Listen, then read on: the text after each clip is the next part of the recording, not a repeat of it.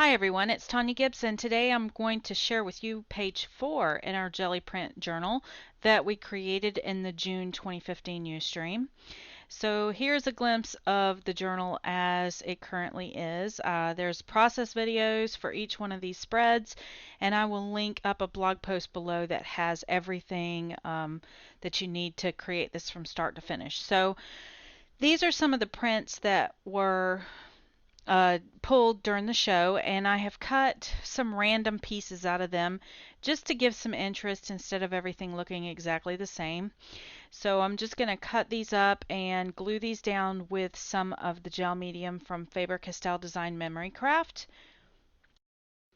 I'm making sure that I go ahead and seal these really well from the bottom as well as from the top. So I'm not going to bore you with me cutting and gluing down every single piece. I'm going to go ahead and jump ahead here in the video.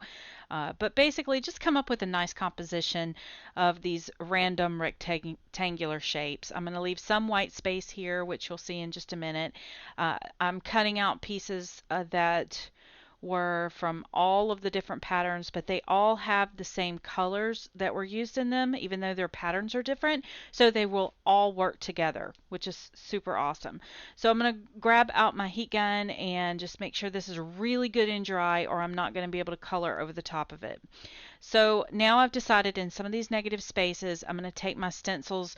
These are, again, the diversions dies that I've been using all along, and I'm going to take the same colors that I've used all along, and again those colors will be linked up down below, and I'm just going to stencil some of these into the negative areas, and so then I'll get some of that pink and yellow and then the kiwi, and then I'll come back in with some of the yellow and the pink mixed together to create the coral or orange color.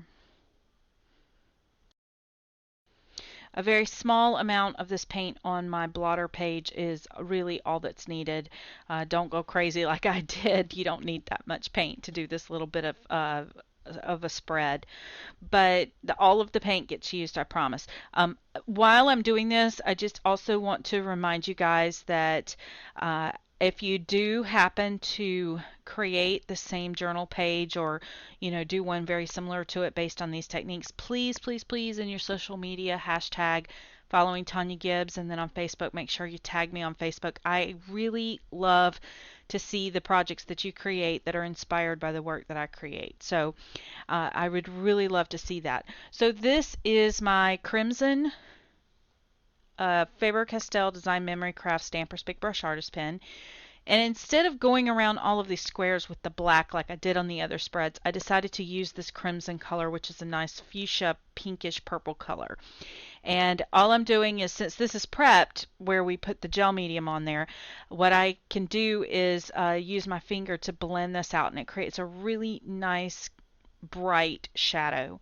And I really love how it's bringing in those brighter colors onto the spread. So I'm going to do that around all of my glued down pieces. This is really going to help to define the edges and give some depth to my composition. And anytime you add shadows to a flat surface, you're going to automatically create drama and depth, even though it's...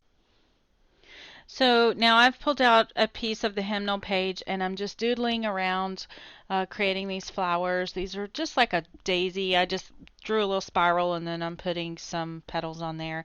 Then I'm going to put a spiral there in the center. I'm going to create 3 of these. I'm going to cut the video, but I'm going to go ahead and create 3 of these in different sizes, and then I'm going to fussy cut those out.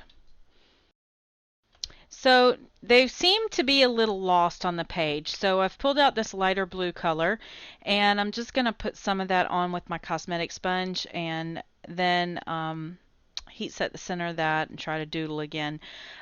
They just seemed kind of lost there, and the blue just kind of helps to give them some weight and pull them back off the background a little bit. And then I got a little heavy-handed with the paint here, and I wanted it to stay somewhat transparent, but again, the paint was almost gone, so the bottle was really dry, so the paint's super thick. I'm going to just go ahead and use my finger to just sort of spread some of that paint around there on my spread as well, since there's very little of it showing there. And then use my heat gun to dry that up really fast. Once it's all dry, I can go back in with my doodle pen and add the doodles back in. The pen that I'm using today is the Marvy Reminisce pen. This is my favorite go-to doodle pen for mixed media. It has stood the test of time here with about 3 or 4 spreads that I've done. It's permanent once it's dry, and it writes really well over all of these mediums, especially the gel medium. I don't have any problems with that at all. So that's my go-to pen at the moment, and once it dries it doesn't smudge or smear, so very happy with that. So now I'm going to come back with my crimson, and then this is the Lemore Weber Indigo Blue Rugged Edges stamp. This is the one that has the hexagons in it. One of my favorite border stamps. If you guys only buy one stamp set this year, I believe it should be this one. And again, this is the Indigo Blue Lemore Weber Designs Rugged Edge stamp. I mean, there are 4 stamps in the set, and it's just amazing. I have used these. I've used them so much. It seems like every single project has them in it these days. So now I'm going to see if I can't find some placement for my flowers. And again, I'm just going to use gel medium to put them down. I'm going to put it on the back as well as on the front, and just secure it to my book really well, and it's going to look like they were drawn onto this page. So I just love the doodled look. I love how it pops up against all of the crazy madness that's going on in the background.